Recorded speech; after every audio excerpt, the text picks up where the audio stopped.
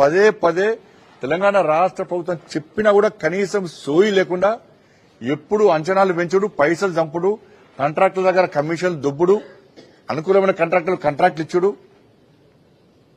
పక్క రాష్ట్రానికి అమ్ముడు ఓడు, ఈ తెలంగాణ రాష్ట్రాన్ని మోసం చేసి ఇదే పని తప్ప కేంద్ర ప్రభుత్వం అనేక సందర్భాల్లో హెచ్చరించినా కూడా లేఖలు రాసినా కూడా కనీసం ఏ రోజు కేసీఆర్ అనే వ్యక్తి స్పందించిన పాపన వారి ఏ రోజు కూడా ఉల్టా పిట్ట కథలతోని, యాసతోని, భాషతోని మమ్మల్ని హేళన చేసే ప్రయత్నం, మమ్మల్ని అవమానపరిచే ప్రయత్నం చేయడం, అటు పక్క రాష్ట్రంతో కుమ్మక్కై, కాంట్రాక్టర్ కుమ్మక్కై అనగా ఆయన కుటుంబం లాభపడ్డారు.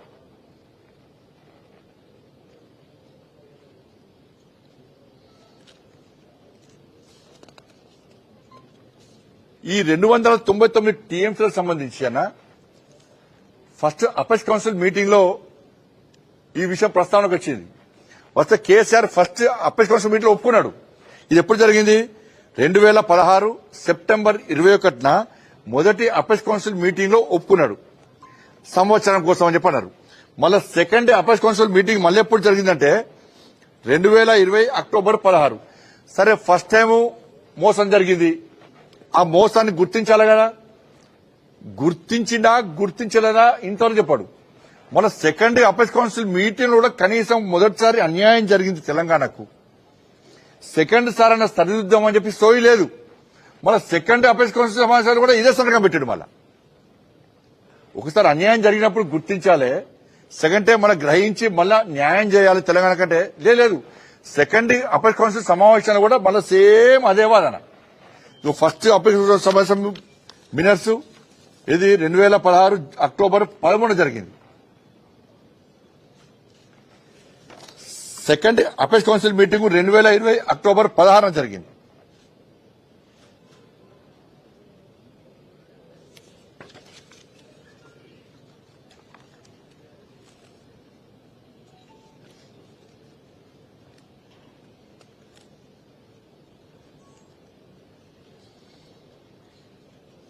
ఇక రాయలసీమ లిఫ్ట్ ఇరిగేషన్ అన్నా, నేను ఇవాళ తెలంగాణ సమాజాన్ని మీడియాలో చెప్తున్నా.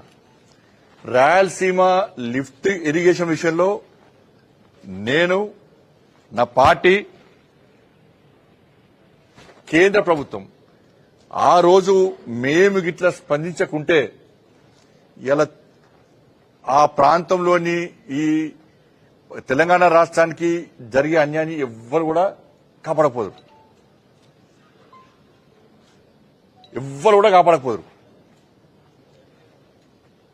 ఏపీ ప్రభుత్వము సంగమేశ్వర ప్రాజెక్టు అక్రమంగా గడుతుందని చెప్పి ఆ రోజు పేపర్లో స్టోరీస్ వచ్చినాయి. ఒక పేపర్లో స్టోరీ వచ్చింది, సారు సంగమేశ్వరం కడుతున్నారు, పంప్ హౌస్ కట్టే చోటే గుట్టు చప్పుడు కాకుండా పనులు, నీటిని మళ్లించేందుకు మట్టి కట్టలు. ఇది పేపర్లలో హెడ్లైన్స్ వచ్చింది.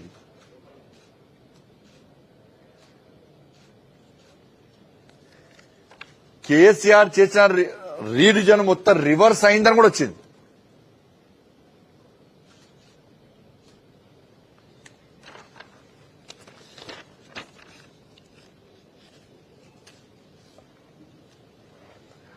ఏపీ ప్రభుత్వం ఏంటంటే ఒప్పందానికి మించి 30 టీఎంసీల నీళ్లు అధికంగా వాడుకుంటుందని చెప్పి ఆ రోజు వచ్చినాక రీడిజైన్ అన్నారు, అన్ని రివర్స్ అన్నారు. కనీసము ఆ రోజు పట్టించుకున్న పాపాన పోలే. ఆ రోజు మళ్ళా జగన్ గారు ఏం చేసిండో, ఆంధ్రప్రదేశ్ ముఖ్యమంత్రిగా ఉన్నప్పుడు ప్రగతి భవన్కి వచ్చిండు. ప్రగతి భవన్కి వచ్చినాక ఆ రోజు నేను రాష్ట్ర అధ్యక్షుడిగా ఉన్నా. ఇది ఏందో మొత్తంగా ఆ ఏమన్నా ఏదో నామ మాత్రం దాని ఏమంటారు ఫార్మాలిటీ, మర్యాద పూర్వకంగా నన్ను కలవడానికి వచ్చిండు. అంటే ఈ ముఖ్యమంత్రి ఆ ముఖ్యమంత్రి కలవద్దానే, కుట్టాడుకో నానే నా డైలాగ్. ఆ రోజు కేసీఆర్ కూడా డైలాగ్ నా మీద. ఆ రోజు ఇలా కండ్లమంట వీళ్ళకు, కేసీఆర్ కూడా డైలాగ్. ఆ రోజు నాకు అనుమానం వచ్చాయి, దీనిలో ఏదో జరుగుతుందనండి. ఆ రోజు దీనిలో ఏదో వీళ్ళిద్దరి మధ్య ఏదో జరుగుతుందనక ఇద్దరు కలిసి వచ్చారు. వచ్చినాక ఏమంటే తెలుసా, బేసిన్లు లేవు, భేషజాలు లేవు అని చెప్పి కేసీఆర్ సార్ రోజు జలబంధం పేరు మీద ఇద్దరు కలిసి ప్రెస్ మీటింగ్. ఇద్దరు కలిసి ప్రెస్ మీటింగ్, 2 చోట్ల నుంచి గోదావరి నీళ్లు పోయావు, మొత్తం ఇదే.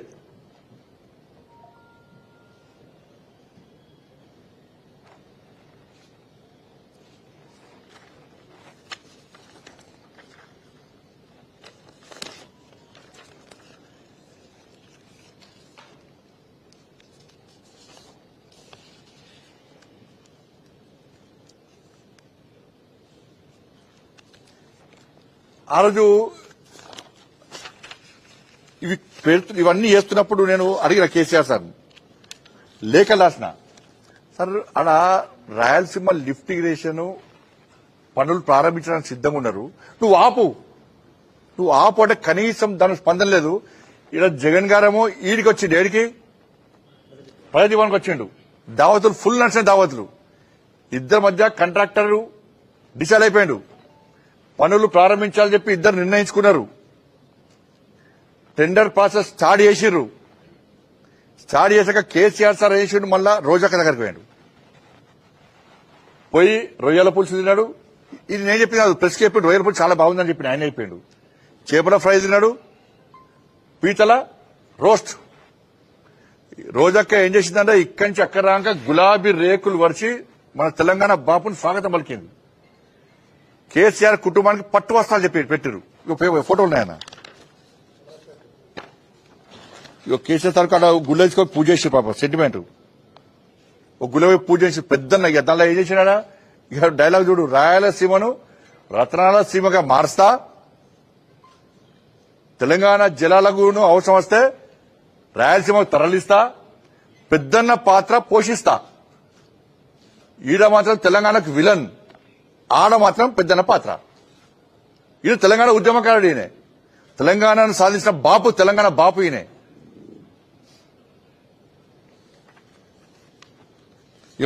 కేసీఆర్ ను గులాబీ రేకులపై నడిపించిన రోజా,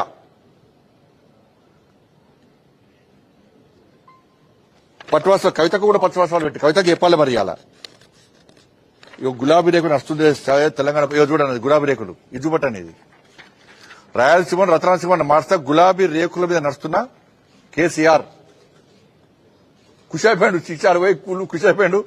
ఇక ఊకదమ్ముడు ఉపన్యాసం ఇచ్చింది. ఇక కవితక కూడా బట్టలు పెట్టారు, ఫోటో చూపట్టన్నా. కవితక ఇప్పుడు చూస్తుంది కదా, కవితక కూడా బట్టలు పెట్టారు. ఇప్పుడు కవితక చెప్పాలి ఏం జరిగిందని చెప్పాలి. ఇప్పుడు కేసీఆర్ హయాంలో బీఆర్ఎస్ పార్టీ జరిగిన అవినీతి అక్రమాలను కవితక బయటపడుతున్న హ్యాట్స్ ఆఫ్, మేము స్వాగతిస్తున్నాం. దాన్ని ఎక్కడ అవినీతి జరిగినా, ఎవరు అవినీతి పాల్పడ్డా, ఎవరు దాన్ని బయట పెట్టినా భారతీయ జనతా పార్టీ వాళ్ళకి అండగా ఉంటుంది. ఎందుకంటే ఇన్ని 3 హయాంలటువంటి నరేంద్ర మోడీ పాలనలో ఒక్క అవినీతి ఆరోపణ లేవు.